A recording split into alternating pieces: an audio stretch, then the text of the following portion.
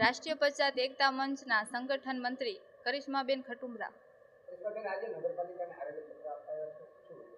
બોટાદના હરણકુઈ વિસ્તારમાં જ્યાં સ્કૂલ આવેલી છે ત્યાં આસપાસ જ્યાં રોડનું કામ ચાલુ છે ત્યાં ગંદકીના માહોલ ફેલાણો છે અને હાલમાં સ્કૂલ હવે ચાલુ થઈ રહી છે બાળકોની. એ માટે અમે આવેદનપત્ર દેવા આવ્યા છીએ કે વહેલાહાર રોડનું કામ પૂરું થાય ને સારું થાય, તાકી બાળકોને અવર જવરમાં ત્યાંના પબ્લિકોને આસાની મુશ્કેલીનો સામનો ન કરવો પડે. મારું નામ મંજીભાઈ સોલંકી, રાષ્ટ્રીય પછાત એકતા મંચ રાષ્ટ્રીય અધ્યક્ષ.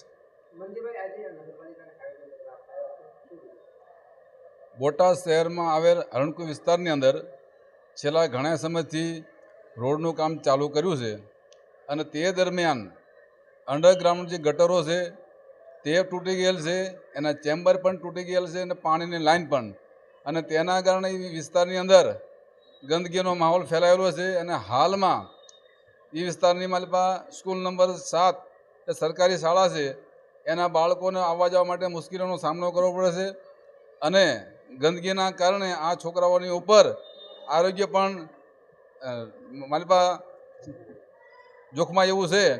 અને અમારું આની પહેલાં પણ મેં વારંવાર મૌખિકમાં રજૂઆત કરી કે ભાઈ આ રોડનું કામ સારું થાય અને જલ્દી થાય, શાળાઓ સારું થાય એની પહેલાં, પણ નગરપાલિકાના કોઈ પણ અધિકારીઓ આંખ આડા કાન કરી અને સાંભળતા નથી. આજે મજબૂરીને મારે આવેદનપત્ર આપવામાં આવવું પડ્યું છે. અને આજે અમે ચેતવીએ છીએ કે આ રોડનું કામ સારું ગુણવત્તાવાળું થવું જોઈએ અને તત્કાળ થવું જોઈએ. નહીં થાય તો બોટાદની અંદર અમે જરત આંદોલન કરશું. सैयद मौलाना शौकत अली कासमी यह है कि तकरीबन पहले महीने से ये टेंडर पास हो चुका है हर एक एतवार से, लेकिन अभी वार्ड नंबर 10 में काम चालू किया 1 महीना से ऊपर हो गया, लेकिन कोई ध्यान देता नहीं। गटर लाइन को तोड़ करके रख दिया, कुंडी तोड़ के रख दिया है, जिसके ज़रिए वहाँ गंदगी फैलती है, जीवात पैदा होता है और बीमारी का घर बनने जा रहा है। वहाँ शाला है जो है अबू कलाम आज़ाद स्कूल है, जिसकी वजह से अभी स्कूल चालू हुआ, निसार चालू हुआ, जिसकी वजह से बच्चों को बेइंतहा तकलीफ़ होती है।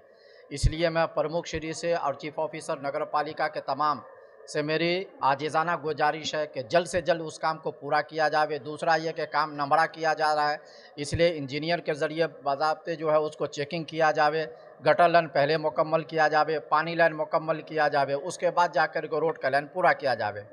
तकरीबन हर कोई विस्तार और खोजावाड़ी विस्तार के अंदर 15 से 20 रोड है। आज 5 महीना हो गया, लेकिन अभी तक कोई पण काम जल्दी से होता नहीं है। एक रोड खोदता है, महीना 2 महीना लगा देता है, फिर जाकर के शुरुआत किया जाए, फिर जाकर के एक रोज़ काम करता है, फिर जो है 15 रोज़ गायब हो जाता है। इसलिए लगातार जहाँ खुदाई हो वहाँ लगातार